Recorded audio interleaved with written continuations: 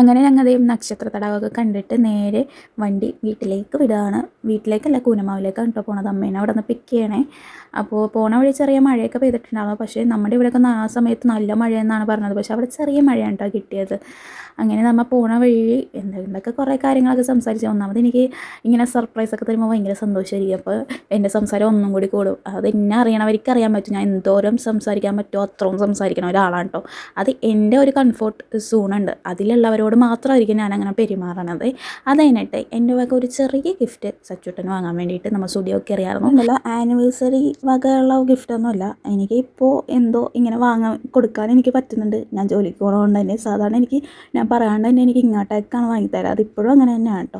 പക്ഷേ ഇപ്പോൾ എനിക്ക് അങ്ങോട്ടേക്ക് വില ഒന്നും നോക്കണ്ട, നീ എടുത്തോന്ന് എനിക്ക് പറയാൻ പറ്റുന്നുണ്ട്.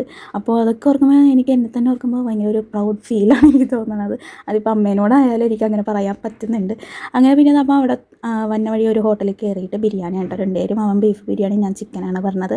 പിന്നെ എനിക്ക് വന്ന വഴി എൻ്റെ ഫേവറേറ്റ് ആണ് ബബിള്, അത് വാങ്ങി തന്നിട്ടുണ്ടായിരുന്നു. ഞാൻ ഇച്ചൂടെ നമ്മൾ വന്നിട്ടുണ്ടെന്ന് പറഞ്ഞപ്പോഴേ ഫ്രഞ്ച് ഫ്രൈസ് എന്ന് പറഞ്ഞുകൊണ്ടിരിക്കണം. അപ്പോൾ അവൻ അതും വാങ്ങിയിട്ടുണ്ടായിരുന്നു കേട്ടോ.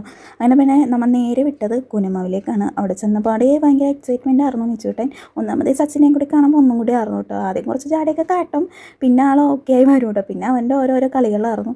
അങ്ങനെ കുറച്ച് നേരം അവിടെ ഇരുന്നതിന് ശേഷം നമ്മൾ ഇറങ്ങി. ഞാനിപ്പോൾ ഈ കാട്ടുന്ന ഡ്രസ്സ് ഉണ്ടല്ലോ, മീഷോന്ന് വാങ്ങിയതാണ്. നല്ല അടിപൊളിയാണ്, എല്ലാവർക്കും ഭയങ്കര ഇഷ്ടപ്പെട്ടെ. ഞാൻ എൻ്റെ ലിങ്ക് കമ്മ്യൂണിറ്റി പോസ്റ്റ് കൊടുത്തേക്കാം. പിന്നെ ചേച്ചിനോട് ടാറ്റാ ബൈ ബൈ ഒക്കെ പറഞ്ഞിട്ട് നമ്മൾ ഇറങ്ങാൻ. കാരണം ഇത് ഞായറാഴ്ച എടുത്ത വീഡിയോ ആണ്.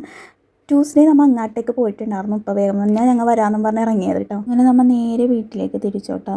അപ്പോൾ ഈ ഒരു വീഡിയോ ഇത്രേ ഉള്ളൂ. സപ്പോർട്ട് ചെയ്യുക. അപ്പോൾ അടുത്ത വീഡിയോ കാണുന്നവരെയും tata bye bye, see U.